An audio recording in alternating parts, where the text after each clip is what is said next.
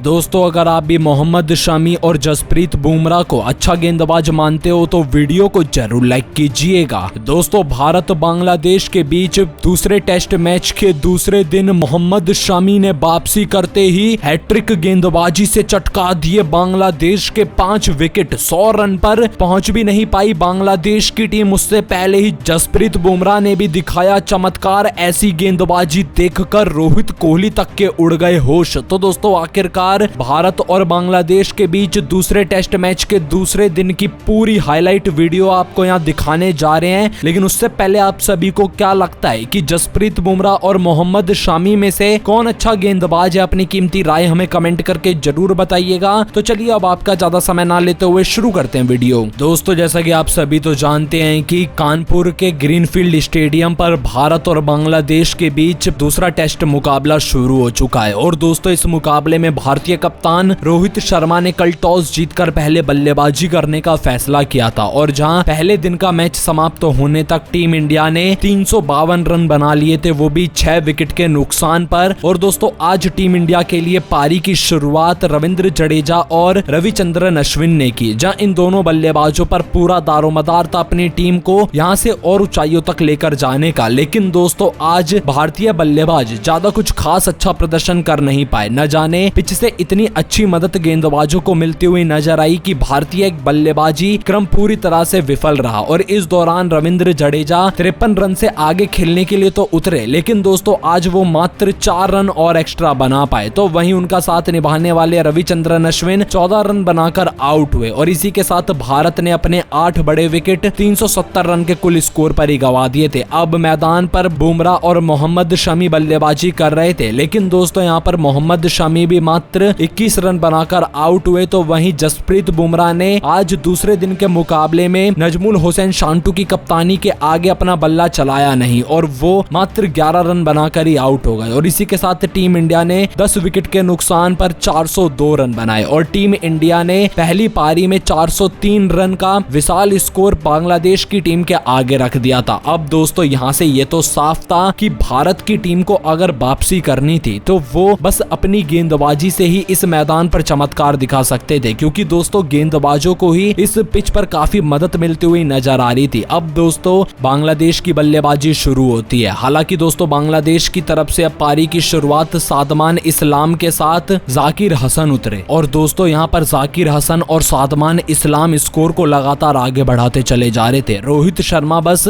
इसी बात का इंतजार कर रहे थे कि आखिरकार ये दोनों बल्लेबाज कब फंसेंगे, क्योंकि दोस्तों पिच स्पिनर गेंदबाजों को काफी मदद कर रही थी। और बांग्लादेश की तरफ से भी स्पिनर मेहदी हसन मिराज ने जहां 5 विकेट लिए थे तो शाकिब अल हसन को भी 4 सफलताएं मिली थी। तो यहाँ पर रोहित शर्मा ने बस पहला ओवर जसप्रीत बुमराह से करवाया और बाकी उन्होंने भारत के दोनों स्पिनर रविचंद्रन अश्विन और रविंद्र जडेजा को एक छोर से लगा दिया था। अब दोनों गेंदबाजों पर पूरा दारोमदार था अपनी टीम के लिए कैसे भी करके विकेट गिराने का। लेकिन दोस्तों 10 ओवर बीत गए और यहाँ बांग्लादेश को कोई भी दिक्कतों का सामना करना ही नहीं पड़ रहा था। यहाँ पर ऐसा लग रहा था कि मानो बांग्लादेश की टीम इस मुकाबले में भारत से आगे जा रही हो। और दोस्तों देखते ही देखते दोनों बल्लेबाजों ने 50 रन की साझेदारी भी कर दी। इस दौरान जाकिर हसन 23 रन बनाकर खेल रहे थे, तो वहीं सादमान इस्लाम 15 रन बनाकर मैदान पर टिके हुए थे। अब दोस्तों रोहित शर्मा को आ गई गुस्सा और लंच काल के बाद यहाँ पर रोहित शर्मा ने फैसला किया कि वो अब गेंदबाजी और ज्यादा बांग्लादेश के खिलाफ